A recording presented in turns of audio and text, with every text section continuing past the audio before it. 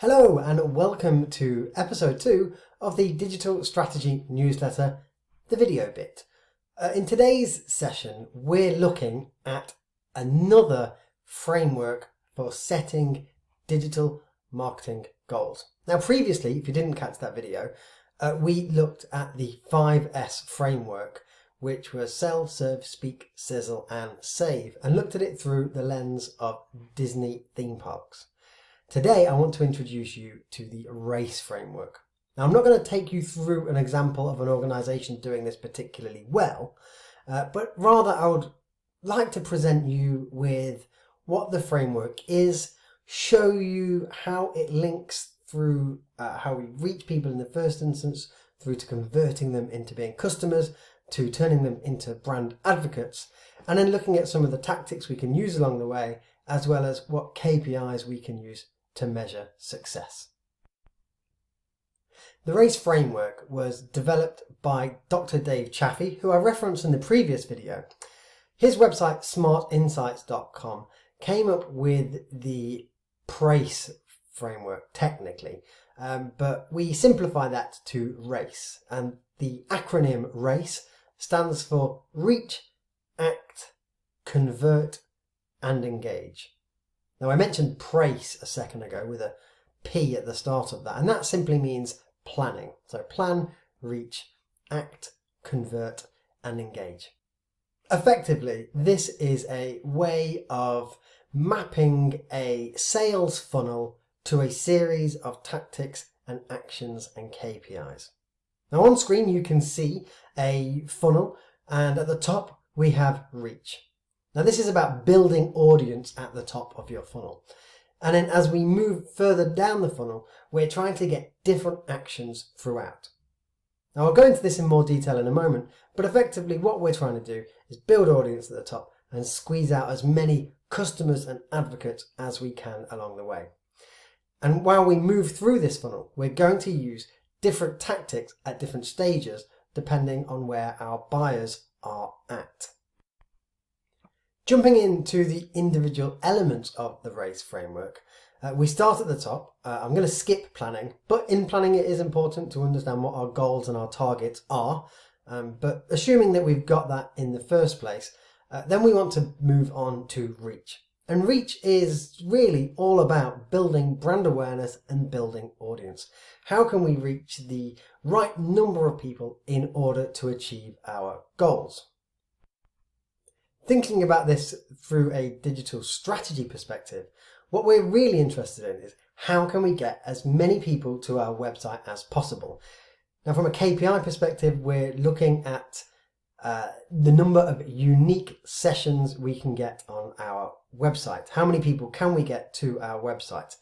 This is important because then we can start to cascade statistics or metrics down from there, and I'll touch on that in just a second.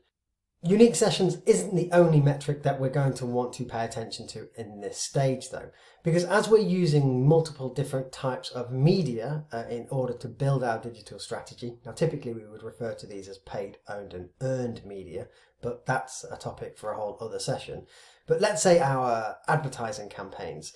Advertising campaigns are going to drive people to our website, which is an important metric, but we also want to know how many people are we able to reach? How many impressions are we getting for our ad campaigns? As well as that, we can also look at reach through the lens of social media.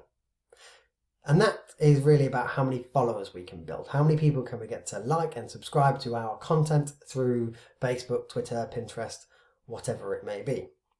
So really at the reach stage, it's about building audience, building awareness before we move on to the act stage. Act is all about encouraging user interactions in some form or another. Now this can take different guises depending on whether you're a B2C brand or a B2B brand. Typically, if you're a business-to-business brand, Act is all about generating leads.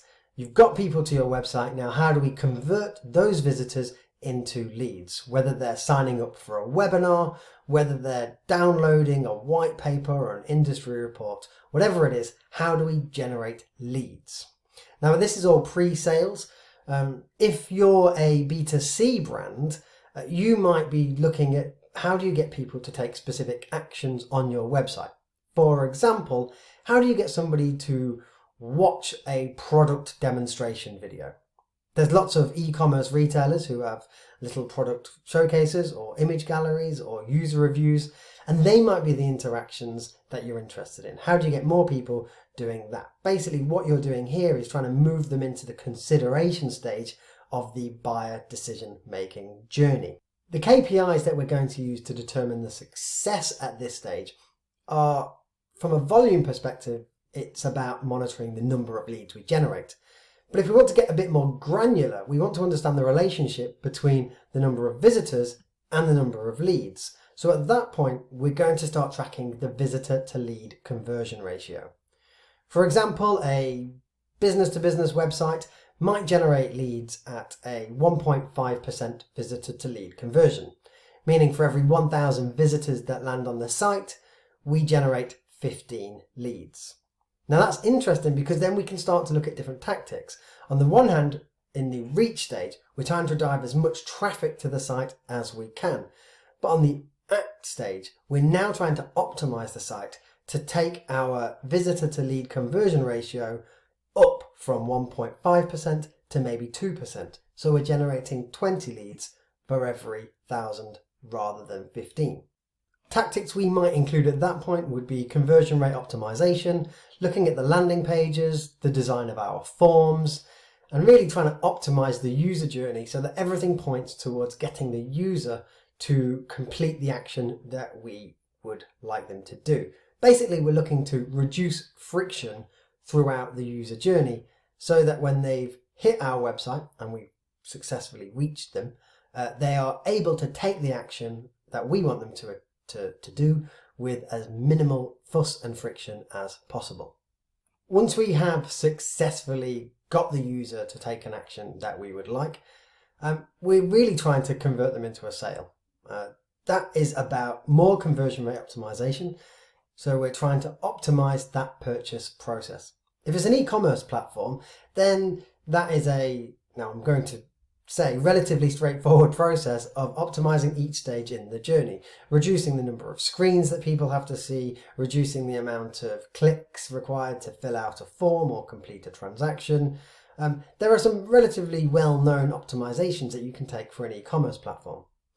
For something with a more considered sale, like a business-to-business transaction, which might take place over many months, that's where we start to bring in things like marketing automation, CRM, and sales strategies and tactics that require a bit more ongoing engagement rather than trying to get the conversion to happen on site at one time.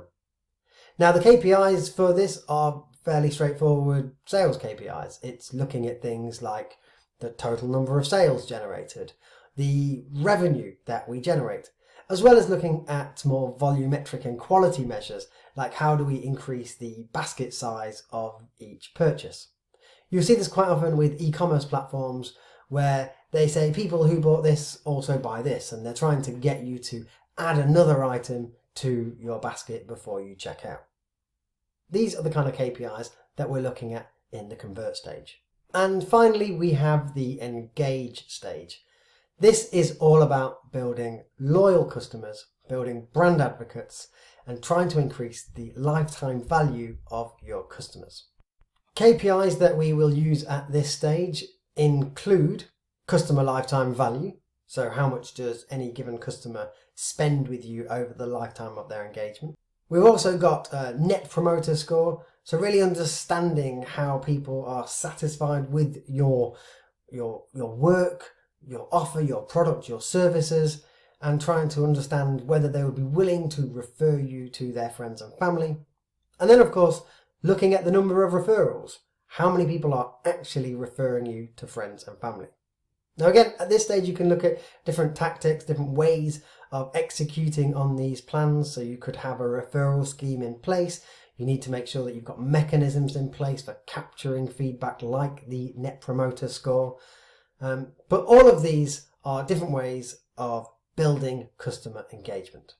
And then once we have our plan, we know exactly how many people we need to reach, how many actions and engagements on our website we need to happen in order to generate the required number of sales and revenue, and then ultimately turning those customers into long-term customers, increasing their spend with us over time. Once we've got all of that in our plan, we can start to build our dashboard, showing not just the volume metrics such as the number of leads, but the quality metric like our bounce rate, showing us the quality of the engagements on our website, as well as the visitor to lead conversion ratios, not just the number of sales, but the average transaction value of those sales. All of these can be built into our dashboard, and at any given time we can drill into those individual metrics and then come up with a plan to move the lever, move the needle on any one of those in any particular way. But by having a plan that uses the RACE framework, it gives us a context through which to view our entire digital strategy, looking at building audience through to customer acquisition and ultimately building customer advocacy. Thank you so much for watching this video on introducing the RACE framework. I'm really enjoying putting these together. I realise that the setup's not quite right, so bear with me. I will improve the quality of these videos over time. There's a lot of reflection in my glasses and the audio quality's not as good as it could be. So thank you for sticking with me while I figure out these little chinks in the video. And yeah, I look forward to speaking to you again. Let me know what you think of the RACE framework. Email me and drop a note in the comments to tell me how you're using the RACE framework or similar frameworks in your business. Thanks for watching, and I'll see you again in 2 weeks.